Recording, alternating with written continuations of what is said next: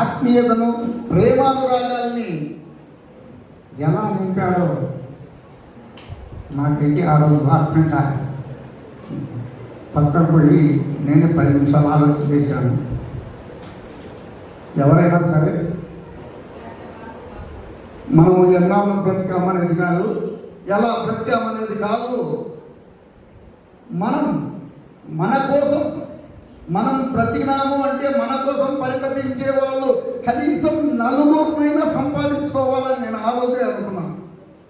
ఎందుకంటే ఆ పసిపిల్లలకి ఏం తెలియదు, కానీ ఒక టీచరు ఏంటంటే బదిలీ ట్రాన్స్ఫర్ అయి వెళ్తున్నాడంటే ఆ పిల్లలు గుంపుడి అందరూ ఏడుస్తుంటే నాకు చాలా బాధాకరం అనిపించింది, చాలా బాధేసింది.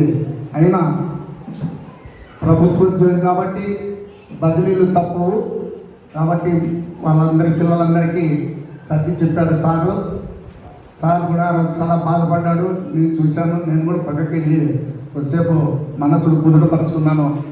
అలాంటి ఎందుకంటే మన ఉద్యోగం చదువు చెప్పడం అది ధర్మమే. ఎందుకంటే మనం గురువులు కాబట్టి మన ఉద్యోగం అది, మన వృత్తి కాబట్టి మనం చదువు చెప్తాము, మన టైం ప్రకారం చూసుకుంటాం పోతాం.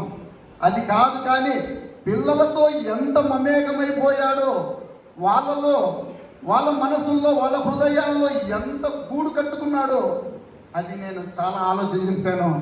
కాబట్టి నేను చెప్పేది ఏమంటే, గురువు ప్రధానమంత్రికి, రాష్ట్రపతి అయినా, ఐఏఎస్ ఆఫీసర్ అయినా, ఐపీఎస్ ఆఫీసర్ అయినా వారికి ఎవరు గురువే తొలిమెట్టు. కాబట్టి అలాంటి గురు పదానికి, ఉపాధ్యాయ వృత్తికి నేను విశ్వసిస్తున్న సంపూర్ణ న్యాయాన్ని చేకూర్చాడు నరసింహ సారు అని నేను గట్టిగా విశ్వసిస్తున్నా, గట్టిగా నమ్ముతున్నా. కాబట్టి ఈ సందర్భంగా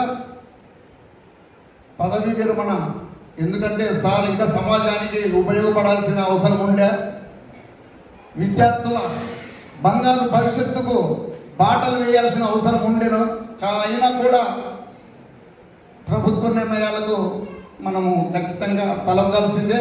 ఈ సందర్భంగా పదవి విరమణ సందర్భంగా తన శేష జీవితాన్ని భగవంతుడు ఇంతటి మహోన్నత వ్యక్తికి ఆయురారోగ్యాలు సంపూర్ణంగా ఇవ్వాలని మనస్ఫూర్తిగా కోరుకుంటూ భగవంతుని వేడుకుంటూ మీకందరికీ హృదయపూర్వక నమస్సుమాంజలు తెలియజేసుకుంటూ నాకు ఈ అవకాశాన్ని ఇచ్చినటువంటి మీకందరికీ మరొక్కసారి హృదయాభివందనాలు తెలియజేసుకుంటూ సెలవు తీసుకుంటాను.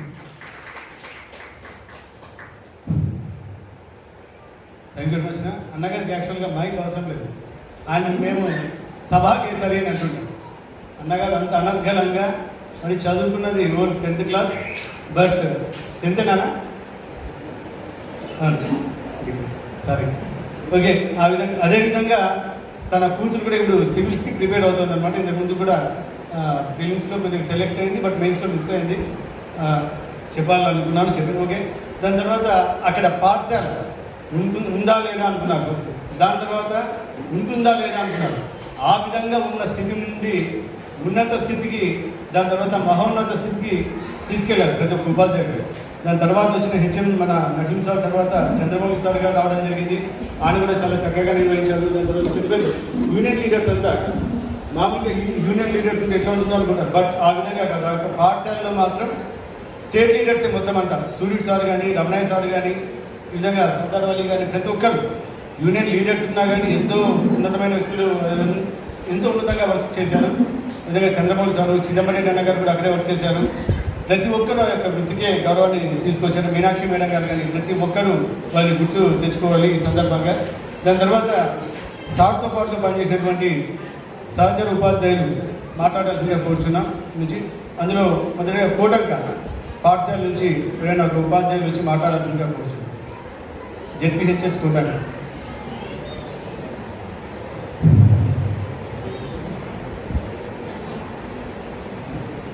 మనం సార్ గుడ్ ఆఫ్టర్నూన్ కూడా ఫస్ట్ ఆఫ్ ఆల్ ఈ యొక్క కార్యక్రమం కొంచెం ఆలస్యమైన అత్యున్నతంగా జరుగుతుందని భావిస్తూ ఈ యొక్క కార్యక్రమంలో సభాసీనులైన అధ్యక్ష స్థానంలో అదేవిధంగా ఈ యొక్క సత్కారాన్ని స్వీకరించడానికి అన్ని రకాలుగా 100% కాదు 200% మార్పులైన మా అన్నగారు సమానుడు నరసింహన్న గారికి అదేవిధంగా సహచరులు మా అమ్మని గారికి అందరికీ సైన్ బయటకు వచ్చిన పెద్దలందరికీ కూడా పేరు పేరున ధన్యవాదాలు తెలియజేస్తూ ఈ యొక్క బృహత్కర కార్యక్రమానికి ఈరోజు ఇంతమంది సమక్షంలో ఇంతమంది మధ్యలో ఇంతమంది ముందు వచ్చి నిలబడడానికి నేను చాలా గర్వపడుతున్నాను.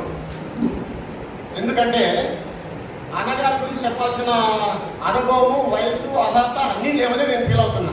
ఎందుకంటే ఆయన గురించి తెలిసింది మాకు ఇంత అయితే ఆయన సమాజంలో ఆయన సేవ అంటే విద్యా బోధనలో అయితేనేమి సమాజ సేవలో అయితేనేమి లేకపోతే కుటుంబ పోషకులు అయితేనేమి నలుగురికి 4 రకాలుగా నలుగురికి ఒక రకంగా ఉపయోగపడితేనే వాడు ఉన్నతుడు. ఆయన నలుగురికి 4 రకాలుగా కాదు 40 రకాలుగా ఉపయోగపడతారని నాకు ప్రగాఢమైన నమ్మకము. దట్ ఈస్ మా అన్నగారు నరసింహ అన్నగారు. అన్న సభాముఖంగా అందరి తరఫున నేను పేరు పేరున మీకు కృతజ్ఞతాభి వందనాలతో ఇక్కడ కూర్చున్న పెద్దలందరి ముందు మాట్లాడాలంటే కొంచెం నాకు ఇబ్బందిగా ఉన్నా కూడా ఈ కార్యక్రమం ఏర్పాటు చేసుకోవడం అయితేనేమి ఉద్యోగంలో ఉపాధ్యాయునిగా ఆయన సర్వీస్ మొదలుపెట్టడం అంచెలంచెలుగా పాఠశాల నుంచి ఇంకో పాఠశాలకి లేకపోతే ఎస్జిటి నుంచి స్కూల్ అసిస్టెంట్ గాను స్కూల్ అసిస్టెంట్ నుంచి ప్రధానోపాధ్యాయులుగా అందరికీ తప్పనిసరి ఉద్యోగం తప్పని ఉద్యోగం. మేము టీచర్లమే మర్చిపోయాను. నా పేరు మాచర్ల రాజు అంటారు కానీ ఇంగ్లీష్ అసిస్టెంట్. అన్నతో పాటు కోటంగల్లో 2015 నుంచి కలిసి పనిచేసినాము. అన్న జీవశాస్త్ర ఉపాధ్యాయునిగా మేము ఇంగ్లీష్ ఉపాధ్యాయునిగా పనిచేసి అక్కడ ఉన్న కాలంలోనే అన్నకు ప్రమోషన్ రావడం కనకల్ ప్రధానోపాధ్యాయునిగా ఆయన అదనపు బాధ్యతలు అంటే తన అదనపు బాధ్యత ఆయన భుజస్కంధాలపైన ఇంకొంత భారాన్ని వేసుకొని ఒక పాఠశాలలో ఒక పాఠ్యాంశ బోధకునిగా లేకుంటే ఒక శాస్త్ర బోధక జీవశాస్త్ర ఉపాధ్యాయునిగానే కాకుండా అన్ని రకాలుగా అన్ని భాషలుగా అన్ని ఉపాధ్యాయులకి అన్ని చోట్ల ఆయన సేవలు అవసరమేమో అనే ఉద్దేశంతోనే దేవుడు ఆయనకి పదవి ప్రమోషన్ రావడము ఇక్కడ నుంచి అక్కడికి వెళ్ళిపోవడము మాకు 20 నోట్లు తేవడము అక్కడ మాకన్నా ఎంత సీనియర్ అయినది అనేది కాదు కానీ ఆయన సీనియారిటీలో మా లాంటి వాళ్ళని ఎంతమందినో ప్రభావితం చేసి ఉండొచ్చు. ఆయన ఎంతమంది ఏ విధంగా ప్రభావితం చేసినాడో ఇక్కడ పెద్దలైనా మా అన్నతో ఈక్వలెంట్ అయిన మా ప్రభాకరణ గారు ఆయన ఇచ్చిన ప్రభావితాన్ని ఈ ప్రభాకరణ గారు పొగడం కానీ అదేవిధంగా ఆయన పెట్టిన పేరులోనే నాకు తెలిసిన నరసింహుడు అంటేనే ఒక మనం ఉగ్రరూపంగా ఫీల్ అవుతాం. కోపానికి లేకపోతే ఉద్రేకానికి ఒక మరో రూపం అనుకుంటాం కానీ అలాంటి లక్షణాలు వాళ్ళ తల్లిదండ్రులు ఏ సమయంలో నామకరణం చేశారో తెలియదు కానీ ఆ కోపానికి తాగుండదు, ఉగ్రానికి ఊసే ఉండదు. ఆయన కోపం కాకుండా ఆ ఆవేశం లేకుండా ఎప్పుడు కూడా ఆలోచనతోనూ శాంతియుతంగానూ నలుగురితో అది ఉపాధ్యాయుల లేకపోతే ఆయన ఫ్రెండ్సా సహచరుల లేకపోతే పసి పిల్లల ఇవంతా పెద్దలతో చెప్పినారు. వాళ్ళు చెప్పిన ప్రతి మాట అమూల్యమైన మాట ఇది. ఆ మాటకి ఎక్కడ డిక్షనరీలో వెతికినప్పుడు అర్థాలు దొరకవనే నేను ఫీల్ అవుతున్నాను. ఎందుకంటే ఆయన చెప్పిన ప్రతి మాట ఒక అంగం, ప్రతి మాట ఒక పాఠ్యాంశం, ప్రతి మాట సమాజాన్ని ప్రభావితం చేసే ఒక ప్రముఖమైన అంశం. ఎందుకంటే ప్రతి ఒక్క డిపార్ట్మెంట్ ఉద్యోగాలు చేసిందా ప్రతి ఒక్కరు వాళ్ళ ఉద్యోగ ధర్మాన్ని నిర్వర్తించిందా. ఉద్యోగ ధర్మాన్ని నిర్వర్తించడం ఒక మామూలు ఉపాధ్యాయుడు మామూలు ప్రభుత్వ ఉద్యోగిగా మనం అనుకుంటే ఆయన ప్రభుత్వ ఉద్యోగాలన్నింటినీ కూడా మించిన అర్హత అయిపోయింది. ఏ ప్రభుత్వ ఉద్యోగి కానీ ఏ ప్రభుత్వ ఉపాధ్యాయుడు చేయలేని సాయము చేయలేని సర్వీస్ చేసిన ఘనత ఆయనకుంది. కాబట్టి అన్నగారికి ఈ సభాముఖంగా అన్న మీరు మీ గురించే పోయినారు, నోరుని గారి గురించి కూడా పోయినారు.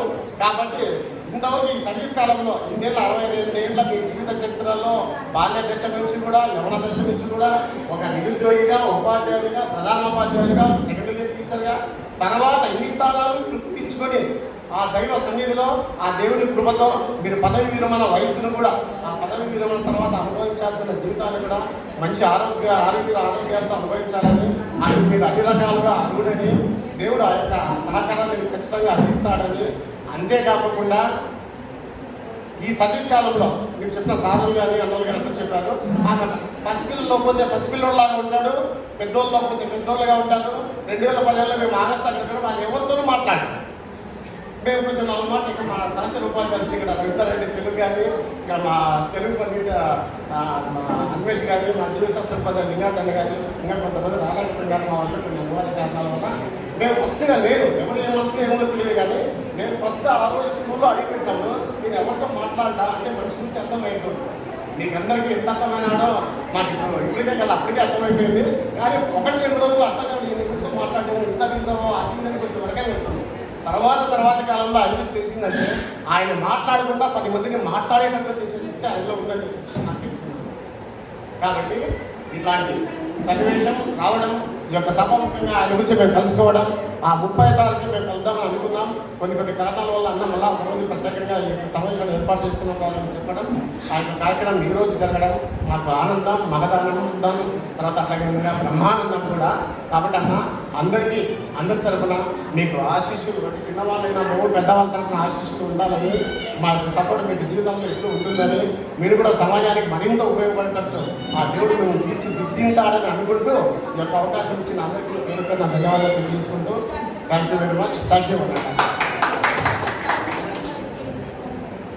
థ్యాంక్ యూ రోజు సార్. సో సమయభావం వల్ల నెక్స్ట్ వచ్చే దయచేసి ఏమనుకోకండి, వచ్చే భక్తులు కొద్దిగా స్ప్రైట్ కొద్దిగా తాగి వస్తే బెటర్ అని అనుకుంటున్నాము. కాబట్టి ఆ విధంగా మాట్లాడాల్సిందిగా కోరుతున్నాం సార్. దాని తర్వాత మేడా ప్రసాద్ సార్ గారు, ప్రస్తుతం బయాలజీ అసిస్టెంట్ సార్ గారు అందుకని హాల్ నందు చేస్తున్నారు. కాదు